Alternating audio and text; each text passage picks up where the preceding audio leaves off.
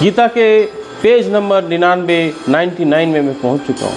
भगवान श्री कृष्ण अर्जुन को कर्म के बारे में बता रहे हैं कि भगवान बता रहे हैं कि अर्जुन कर्म ऐसा करो जैसे कि तुम पूजा कर रहे हो और निष्काम कर्म करो, फल की चिंता मत करो। आगे क्या बोलते हैं ये समझने की कोशिश करते हैं। यामामी पुष्पिताम वाचा प्रवदिंश्च वेदवादरता पार्थ नन्यदिष्टा वादिना कामात्मना स्वर्ग परा जन्म कर्म फल प्रदानम क्रिया विशेष बहुलम भोग्य ग्रसति प्रति। अल्पज्ञानी मनुष्य वेदों के उन अलंकारिक शब्दों के प्रति अत्यधिक आसक्त रहते हैं जो स्वर्ग के प्राप्ति, अच्छे जन्म, शक्ति इत्यादि के लिए विविध सकाम कर्म करने की संस्तुति करते हैं। इंद्रिय तृप्ति तथा ऐश्वर्यमय जीवन की अभिलाषा के कारण वे कहते हैं कि इससे बढ़कर और कुछ भी नहीं।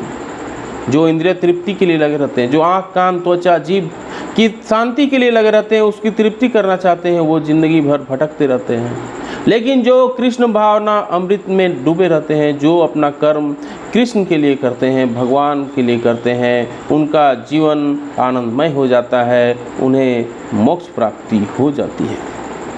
साधारणतः सब लोग अत्यंत बुद्धिमानी नहीं होते और वह अज्ञान के कारण वेदों के कर्म कांड भाग में बताए गए सकाम कर्मों के प्रति अत्यधिक आसक्त रहते हैं। वे स्वर्ग में जीवन का आनंद उठाने के लिए इंद्रिय तृप्ति कराने वाले प्रस्तावों से अधिक और कुछ नहीं चाहते। जहाँ मदिरा तथा तरुणियाँ उपलब्ध हैं और भौतिक ऐश्वर्य सर्वसामान्य है, वेदों में स्वर्ग लोक पहुँचने के लिए अनेक यज्ञों की संस्तुति है, जिनमें ज्योतिष्टमी यज्ञ प्रमुख है। वास्तव में वेदों में कहा गया है कि जो स्वर्ग जाना चाहते हैं उसे ये यज्ञ संपन्न करने चाहिए। ऐसे लोगों के लिए कृष्ण भावना अमृत के दृढ़ कर्म में स्थित हो पाना अत्यंत कठिन है। जिस प्रकार मूर्ख लोग विषैले वृक्षों के फूलों के प्रति बिना यह जाने इस आकर्षण का फल क्या होगा आसक्त रहते हैं, उसी प्रकार अज्ञानी व्यक्ति स्वर्गिक ऐश्वर्य तथा तजन्नित इंद्रिय भोग के प्रति आकृष्ट रहते हैं। वेदों के कर्मकांड भाग में कहा गया है, अपाम सोम मृत अक्षयम है जे चातुर्मस्यानि सुकृति भवति। दूसरे शब्दों में जो लोग चतुर्मास तप करते हैं वह अमर तथा सदा सुखी रहने के लिए सोमरस पीने के अधिकारी हो जाते हैं। जहाँ तक कि इस पृथ्वी में भी कुछ लोग सोमरस के लिए अत्यधिक इच्छुक रहते हैं, जिससे वह बलवान बने और इंद्रिय तृप्ति की सुख पाने में समर्थ हो। ऐसे लोगों को भाव बंधन से मुक्ति में कोई श्रद्धा नहीं होती और वे वैदिक यज्ञों की तड़क में विशेष आसक्त रहते हैं। वे सामान्यतः विषयी होते हैं और जीवन में स्वर्गिक आनंद के अतिरिक्त और कुछ नहीं चाहते। कहा जाता है कि स्वर्ग में नंदन कानक नामक अनेक उद्यान हैं, जिनमें देवी सुंदरियां स्त्रियों के संग प्रचुर मात्रा में सोमरस उपलब्ध रहता है। ऐसी शारीरिक सुख निसंदेही विषयी है। अतः ये लोग वे हैं जो भौतिक जगत के स्वामी बनकर ऐसे भौतिक अस्थायी सुख के प्रति आसक्त रहते हैं।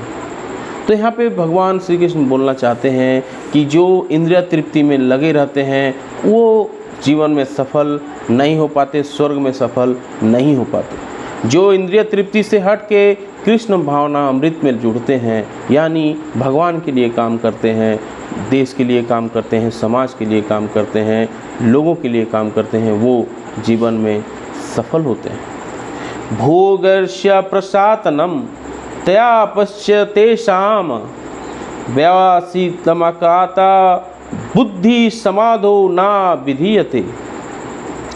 जो लोग इंद्रिय भोग तथा भौतिक ऐश्वर्य के प्रति अत्यधिक आसक्त होने से ऐसी वस्तुओं से मोहग्रस्त हो जाते हैं, उनके मन में भगवान के प्रति भक्ति का दृढ़ निश्चय नहीं होता। समाधि का अर्थ है स्थिर मन। वैदिक शब्दकोश निरुक्ति के अनुसार सम्यक अध्यतो मिश्ना तत्वा आत्मायम। जब मन आत्मा को समझने में स्थिर रहता है तो उसे समाधि कहते हैं। मन आत्मा को समझ लेता है तो उसे समाधि कहते हैं। जो लोग इंद्रिय भोग में ऋषि रहते हैं अथवा जो ऐसी क्षणिक वस्तुओं से मोहग्रस्त हैं, उनके लिए समाधि कभी भी संभव नहीं है। माया के चक्कर में पड़कर वो न्यूनाधिक पतन को प्राप्त करते हैं। तो मोह के चक्कर में लोग पतन की ओर चल जाते हैं और भगवान श्री कृष्ण कृष्ण भावना अमृत की ओर इशारा कर रहे हैं। जो भी कर्म करो भगवान के लिए करो, भगवान को समर्पित करके करो। उम्मीद है वीडियो अच्छी लगी, लाइक एंड शेयर जरूर करें। जय हिंद, वंदे मातरम।